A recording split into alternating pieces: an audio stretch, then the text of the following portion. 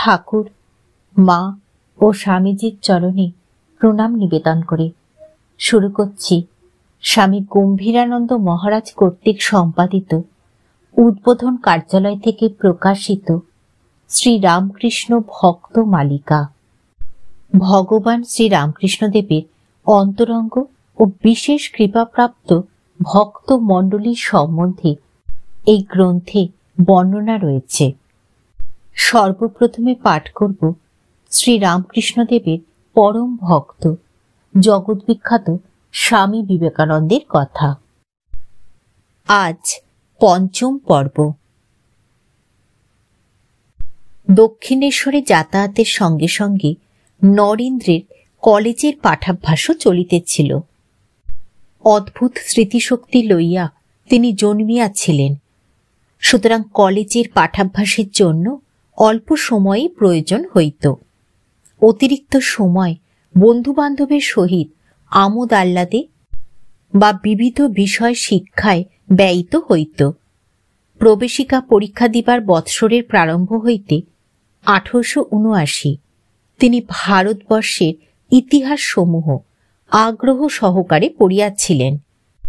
FA অধ্যয়নকালে ন্যায়শাস্ত্রের বহু গ্রন্থ একে একে আয়ত্ত করিয়াছিলেন।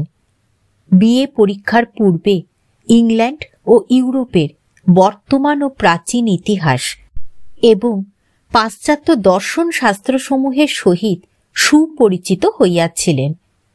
এইরূপ চর্চার ফলে তাহার দ্রুত পাঠের শক্তি অদ্ভুত বিকশিত হইয়াছিল। তাহাকে গ্রন্থের প্রতি ছত্র পড়িতে হইত না। প্রত্যেক অনুচ্ছেদের প্রথম ও শেষ পংক্তিতে মনোসংযোগ করিয়াই তিনি গ্রন্থকারের বক্তব্য বুঝিয়া লইতেন। এমনকি ক্রমে প্রতি পৃষ্ঠার প্রথম ও শেষ চরণে দৃষ্টি নিক্ষেপ করিলেই যথেষ্ট হইত, কিংবা একসঙ্গে 3-4 পৃষ্ঠাও উল্টাইয়া যাইতে পারিতেন। নরেন্দ্র পাঠাভ্যাসকালে সর্বপ্রকার বিলাসিতা বর্জনপূর্বক ব্রহ্মচারীর আদর্শে চলিতেন। বয়স্য কাহাকেও শৌখিন দেখিলে মুখের উপর 2 কথা শুনাইয়া দিতেন। বিশেষত চলাফেরায় নারী জনচিত হাবভাবের আভাস মাত্র থাকিলে সেই পুরুষ সিংহের ধৈর্যচ্যুতি ঘটিত। এই সময় তাহার আবার নির্জনবাসও আরম্ভ হয়। বিয়ে পরীক্ষার পূর্বে বাটির বালক বালিকা ও লোকজনের কলরবে পাঠের অসুবিধা হয় দেখিয়া তিনি মাতামহীর আলয়ে বহির্বাটির একটি ক্ষুদ্র দ্বিতলের গৃহে আশ্রয় লইলেন। অন্দরমহলের সঙ্গে উহার কোনো সংস্রব ছিল না। দৈনিক পাঠ শেষ না হওয়া পর্যন্ত তিনি উহা হইতে নিষ্ক্রান্ত হইতেন না। বাহির হইতে সিঁড়ি বাহিয়া উপরে উঠিলে দেখা যাইত একখানি অপ্রশস্ত কক্ষ, প্রস্থে 4 হাত, দৈর্ঘ্যে প্রায় দ্বিগুণ। আসবাবের মধ্যে একটি ক্যাম্বিসের খাট, তাহার উপর ময়লা ক্ষুদ্র বালিশ, মেঝের উপর ছিন্ন মাদুর এবং এক কোণে একটি তানপুরা, সেতার ও বায়া। এই ঘরটিকে তিনি টং আখ্যা দিয়াছিলেন। আত্মীয়বর্গ হইতে এইরূপে বিচ্ছিন্ন থাকিলেও বন্ধুবৎসল নরেন্দ্রের এই পাঠাগারও প্রায়শ বন্ধুদের সহিত বিবিধ আলোচনা ও সঙ্গীতাদিতে মুখর হইয়া উঠিত। অপরের প্রাণে ব্যথা দিতে অসমর্থ নরেন্দ্র তাই অনেক সময় একান্তে অধ্যয়ন উদ্দেশ্যে টঙের সংলগ্ন এবং তদপেক্ষাও স্বল্পায়তন চোর কুঠুরিতে হামাগুড়ি দিয়া আশ্রয় গ্রহণান্তর দীর্ঘকাল অপরের অলক্ষ্যে পাঠে মগ্ন থাকিতেন। নরেন্দ্রের গৃহে প্রচুর অর্থ এবং তাহার অধীনে বহু দাসদাসী থাকিলেও এইরূপ অনাড়ম্বর দিন আবেষ্টনের মধ্যে এবং দরিদ্র সহপাঠীদের সাহচর্যেই তাহার সময় অতিবাহিত হইত। ইহারই মধ্যে আবার রাত্রে ঈশ্বর প্রণিধানে তাহার অনেকক্ষণ কাটিত। নরেন্দ্রের চরিত্রে একাধারে এইসব বিরুদ্ধ ভাবের সমাবেশ দেখিয়া লোকে অবাক হইত। ইহারই মধ্যে আবার কলেজেও সুনাম হইয়াছিল। দর্শনের অধ্যাপক হেস্টি সাহেব তাই বলিয়াছিলেন, নরেন্দ্র প্রকৃতই একজন প্রতিভাবান বালক। বিএ পাশের পর নরেন্দ্র বিএল পড়িতে আরম্ভ করিলেন, কিন্তু বিএ পরীক্ষার স্বল্পকাল পরেই 1884 খ্রিস্টাব্দের প্রারম্ভে তাহার পিতৃবিয়োগ হইল। পিতার আয় ছিল যেমন প্রচুর, ব্যয়ও ছিল তেমনি অপরিমিত।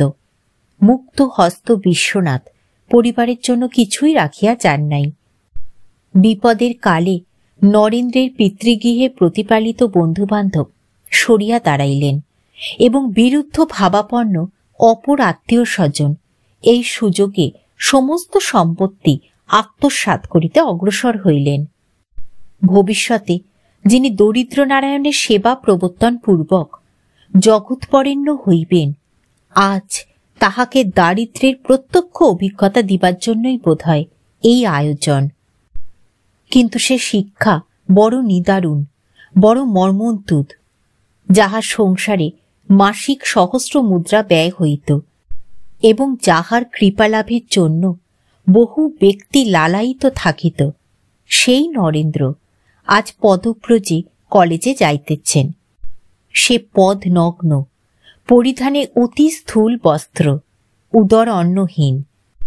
দারিদ্র যাহাদের জন্মসাথী, তাহারা দারিদ্র্যের ঠিক পরিচয় পায় না, কিন্তু অকারণে অকস্মাৎ সচ্ছলতা হইতে বঞ্চিত যাহাকে অনাহারে দিনাতিপাত করিতে হয় এবং মাতা ভ্রাতা ভগিনীর শুষ্ক বদন নিরীক্ষণ করিয়াও অশ্রুরোধপূর্বক মুখ ফিরাইয়া চলিয়া যাইতে হয়, সে জানে দারিদ্র দোষ গুণরাশি নাশী। এই কথা কত সত্য! বাটিতে অভাব জানিয়া নরেন্দ্র নিমন্ত্রণ আছে বলিয়া বাহিরে চলিয়া যাইতেন এবং অনেক দিন অনাহারেই কাটাইতেন। সময় বুঝিয়া মহামায়াও মোহজাল বিস্তার করিলেন। এক সঙ্গতিসম্পন্না রমণী প্রস্তাব করিয়া পাঠাইলেন যে নরেন্দ্র তাহার সম্পত্তি গ্রহণপূর্বক দুঃখের অবসান ঘটাইতে পারেন। বিষম অবজ্ঞা ও কঠোরতা অবলম্বনে তিনি সে পরীক্ষায় উত্তীর্ণ হইলেন। পরন্তু গৃহের এই অর্থাভাবে মাতা ভুবনেশ্বরী পর্যন্ত বিশেষ বিচলিতা হইলেন। এক প্রভাতে নরেন্দ্র শ্রী ভগবানের নামোচ্চারণ পূর্বক শয্যা ত্যাগ করিতেছেন শুনিয়া মাতা বলিলেন, চুপ কর ছোড়া, ছেলেবেলা থেকে কেবল ভগবান আর ভগবান, ভগবান তো সব করলেন। মাতার সেই তীব্র মনোবেদনার আঘাতে পুত্রের হৃদয়ও এই সমস্যার প্রতি আকৃষ্ট হইল এবং ঈশ্বরের প্রতি দারুণ অভিমানে পূর্ণ হইল। অতএব গোপনে কার্য করিতে অপারগ নরেন্দ্র যুক্তি তর্ক সহায়ে মনের ভাব বন্ধুদের নিকট খুলিয়া বলিতে লাগিলেন। মুখে মুখে প্রচারিত এই সকল কথা বিকৃত হইয়া রব উঠিল। নরেন্দ্র নাস্তিক হইয়া গিয়াছেন, হয়তোবা কুসঙ্গে পড়িয়াছেন। কলকাতাস্থ ভক্তরাও ইহা শুনিলেন এবং তাহাদের কেহ কেহ দেখা করিতে আসিয়া ইঙ্গিতে বুঝাইয়া দিলেন যে যাহা রটিয়াছে তাহার সমস্তটা না হইলেও অনেকটা বিশ্বাসযোগ্য। ইহারা তাহাকে এতটা হীন ভাবিতে পারেন জানিয়া অভিমানে স্ফীত নরেন্দ্র পাশ্চাত্য দর্শনাবলম্বনে বলিতে লাগিলেন যে ঈশ্বরের অস্তিত্ব প্রমাণ করা যায় না, দণ্ড ভয়ে ভগবানে বিশ্বাস করা দুর্বলতা মাত্র। ফলে নরেন্দ্রের অধঃপতন সুস্পষ্ট। এই দৃঢ়তর প্রত্যয় লইয়া ভক্তগণ তাহার নিকট হইতে বিদায় লইলেন। ইহা বুঝিয়া নরেন্দ্র আনন্দিত হইলেন। ক্রমে এইসব কথা ঠাকুরের কর্ণে পৌঁছিল, কিন্তু জগদম্বার অভ্রান্ত নির্দেশে পরিচালিত তিনি একান্ত বিশ্বাস ভরে বলিলেন, চুপ কর, মা বলিয়াছেন, সে কখনো ঐরূপ হইতে পারে না, আর কখনো ঐরূপ কথা বলিলে তোদের মুখ দেখিতে পারিব না। নরেন্দ্র অন্ন সংস্থানের জন্য কর্মের অনুসন্ধানে ঘুরিতে লাগিলেন। একদিন অবসন্ন দেহে এবং ততোধিক অবসন্ন মনে গৃহে ফিরিতেছেন আর ভাবিতেছেন, শিবের সংসারে এই অশিবের তাণ্ডবলীলা কেন? ঈশ্বরের ন্যায় রাজ্যে এত অন্যায় কেন? কিন্তু উপবাস ক্লিষ্ট দেহ আর এক পদ অগ্রগমনে অক্ষম হওয়ায় তিনি পার্শ্বস্থ বাটির রোয়াকের উপর চেতনাহীন জ্বরের ন্যায় পড়িয়া রহিলেন। বাহিরের জ্ঞান কতক্ষণ ছিল না তিনি জানেন না, কিন্তু অন্তরে যেন দৈব শক্তি প্রভাবে আবরণের পর আবরণ অপসৃত হওয়ায় একে একে তাহার সমস্ত সমস্যা মিটিয়া গেল। ওই ভাবে রাত্রি অবসান হইয়া যখন প্রভাত আগত প্রায়, তখন নিদ্রোত্থিত নরেন্দ্র বাহিরের জগতে অন্তরে সেই প্রশান্তির কোনো প্রতিচ্ছবি দেখিতে না পাইলেও অমিত বল ও অদম্য বিশ্বাস লইয়া গৃহে ফিরিলেন এবং পুনর্বার অর্থ চেষ্টায় মহানগরী রাজপথে নামিলেন। এইরূপে জননী প্রভৃতির প্রতি কর্তব্য পালনে দৃঢ় প্রতিজ্ঞ নরেন্দ্রনাথ কিয়ৎকাল বিদ্যাসাগর মহাশয়ের বিদ্যালয়ে শিক্ষকতায় নিযুক্ত থাকিলেন। অনন্তর কিছুকাল অ্যাটর্নির কার্য শিক্ষার চেষ্টায় ঘুরিয়া অর্থাভাবে উহা ছাড়িতে বাধ্য হইলেন। এই সময় কয়েকখানি পুস্তক অনুবাদের দ্বারা এবং অন্যান্য বিবিধ উপায়ে পরিবারের গ্রাসাচ্ছাদনের চেষ্টায় তিনি ব্যাপৃত ছিলেন। এদিকে ঠাকুর বিভিন্ন কথায় নরেন্দ্রের প্রতি অটুট বিশ্বাস মাত্র জানাইয়া ক্ষান্ত রহিলেন না, পরন্তু সংসারের কার্যে বিব্রত থাকায় নরেন্দ্র দীর্ঘকাল দক্ষিণেশ্বরে আসিতে পারিতেছেন না দেখিয়া কলকাতার ভক্তদিগকে অনুরোধ করিতে লাগিলেন তাহারা যেন তাহাকে দক্ষিণেশ্বরে লইয়া আসেন। তবু নরেন্দ্রের যাওয়া হইল না। অধিকন্তু 10 জনের কথা শুনিয়া যখন ভক্তগণ সত্যই নরেন্দ্রের মানসিক অবস্থা পরীক্ষার্থ তৎসকাশে আসিতে লাগিলেন এবং কথাচ্ছলে আপন আপন সন্দেহ প্রকাশ করিয়া ফেলিতে লাগিলেন, তখন নরেন্দ্র ভাবিলেন, অবশেষে কি শ্রীরামকৃষ্ণ আমার প্রতি সন্দেহযুক্ত হইলেন? কাজী দারুণ অভিমানে স্থির করিলেন আর দক্ষিণেশ্বরে যাইবেন না। কিন্তু মনে মনে ইহাও বুঝিলেন যে তিনি সাধারণ মানবের ন্যায় সংসার ধর্ম পালনের জন্য পৃথিবীতে আসেন নাই। সুতরাং সর্ববিষয়ে ভাবিয়া স্থির করিলেন যে সংসার ত্যাগই শ্রেয়। এমন সময় একদিন কলকাতায় এক ভক্ত গৃহে শ্রীরামকৃষ্ণের শুভ পদার্পণের সংবাদ পাইয়া নরেন্দ্রনাথ শ্রী গুরুর শেষ দর্শনের জন্য সেখানে উপস্থিত হইলেন। ঠাকুর অমনি ধরিয়া বসিলেন তাহার সঙ্গে দক্ষিণেশ্বরে যাইতে হইবে। নরেন্দ্র অনেক আপত্তি জানাইলেন, কিন্তু কিছুই কার্যকর হইল না। দক্ষিণেশ্বরে যাইতেই হইল। তথায় উপস্থিত হইয়া ভাবাবেগে বিভোর ঠাকুর নরেন্দ্রকে আলিঙ্গন পূর্বক শাস্ত্রু নেত্রে গাহিতে লাগিলেন, কথা কহিতে ডরাই, না কহিতে ডরাই, আমার মনে সন্দেহ হয়, বুঝি তোমায় হারাই। সে প্রেমের উচ্ছ্বাসে নরেন্দ্রের হৃদয়ের বাঁধ ভাঙিয়া 2 নয়নে অশ্রু উথলিয়া উঠিল।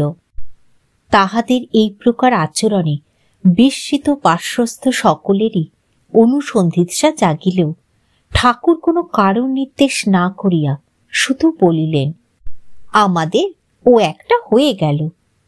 সে রাত্রে সকলে চলিয়া গেলে তিনি নরেন্দ্রকে একান্তে বলিলেন, জানি আমি তুমি মার কাজের জন্য এসেছ, সংসারে কখনোই থাকিতে পারিবে না, কিন্তু আমি যতদিন আছি ততদিন আমার জন্য থাকো। পরদিন শান্ত হৃদয়ে নরেন্দ্র গৃহে ফিরিলেন, কিন্তু পরিবারের দুরবস্থা পূর্বেরই ন্যায় চলিতে লাগিল। অগত্যা একদিন তিনি স্থির করিলেন যে ঠাকুরকে প্রতিবিধানের জন্য ধরিতে হইবে। অতএব দক্ষিণেশ্বরে উপস্থিত হইয়া কাতর কণ্ঠে প্রার্থনা করিলেন, আপনি মা কালীকে বলে কয়ে আমাদের সাংসারিক দুঃখ নিবারণের একটা উপায় করে দিন। ঠাকুর বলিলেন, ওরে, আমি কোনোদিন মার কাছে কিছু চাই নাই, তবু তোদের যাতে একটু সুবিধা হয় তোর জন্য অনুরোধ করেছিলাম। কিন্তু তুই তো মাকে মানিস না, তাই মা তোর কথায় কান দেন না। ব্রাহ্ম সমাজের চিন্তাধারায় প্রভাবান্বিত নরেন্দ্র তখনও প্রতিমা পূজায় আস্থাহীন, কিন্তু ঠাকুরের প্রতি তাহার সম্পূর্ণ বিশ্বাস। তিনি জানেন ঠাকুরের ইচ্ছাতে তাহার মনোবাঞ্ছা পূর্ণ হইতে পারে। সুতরাং ওই কথায় নিরস্ত না হইয়া বারংবার অনুরোধ করিতে লাগিলেন। অবশেষে ঠাকুর বলিলেন, যা, মাকে প্রণাম করে প্রার্থনা কর, হয়ে যাবে। নরেন্দ্র কালী মন্দিরে চলিলেন। সন্ধ্যার সুমধুর আরাত্রিক ধ্বনি তখন মানব মনের সমস্ত গ্লানি দূরে সরাইয়া এক প্রশান্ত পরিবেশের সৃষ্টি করিয়াছে, আর মায়ের নয়নে রহিয়াছে অপূর্ব করুণার দৃষ্টি এবং ওষ্ঠদয়ে মৃদু মন্দ প্রাণ বিমোহক হাস্যরেখা। জীবন্ত দেবী লোক কল্যাণে বড়া ভয় করা হইয়া মানবকে আশ্বাস দিতেছেন, যেন পূর্ব হইতেই শরণাগতের সমস্ত বাসনা পূর্ণ করিয়া রাখিয়াছেন। নরেন্দ্র প্রণমান্তে ভাব গদগদ চিত্তে প্রার্থনা করিলেন, মা, বিবেক, বৈরাগ্য, জ্ঞান, ভক্তি দাও। নিষ্প্রিয় হৃদয়ে নরেন্দ্র শ্রী রামকৃষ্ণ সমীপে ফিরিয়া আসিলে শ্রীগুরু প্রশ্ন করিলেন, কিরে, মাকে বলেছিস তো? অমনি দিব্য ভাবে আত্মবিস্তৃত নরেন্দ্রের চিত্ত দর্পণে সংসারের করাল মূর্তি ফুটিয়া উঠিল। তিনি বলিলেন, না মশাই, সে কথা বলতে ভুলে গেছি। ঠাকুর তাহাকে পুনর্বার যাইতে আদেশ করিলেন, কিন্তু বৈরাগ্যের পুঞ্জীভূত মূর্তি নরেন্দ্রনাথ মাতৃচরণে উপস্থিত হইয়া আবার সংসার ভুলিলেন। তৃতীয়বারেও তাহাই ঘটিল। শেষে বিফল মনোরথ হইয়া ঠাকুরকে ধরিয়া বলিলেন, মশাই, আপনাকেই এটা করে দিতে হবে। অগত্যা ঠাকুর বলিলেন, যা, মার ইচ্ছায় আর তোদের মোটা ভাত কাপড়ের কোনো অভাব হবে না। ঠাকুর মা ও স্বামীজির চরণে প্রণাম নিবেদন করে শেষ করছি স্বামী গম্ভীরানন্দ মহারাজ কর্তৃক সম্পাদিত উদ্বোধন কার্যালয় থেকে প্রকাশিত শ্রী রামকৃষ্ণ ভক্ত মালিকার শ্রী শ্রী ঠাকুরের পরম প্রিয় শিষ্য স্বামী বিবেকানন্দের পঞ্চম পর্ব।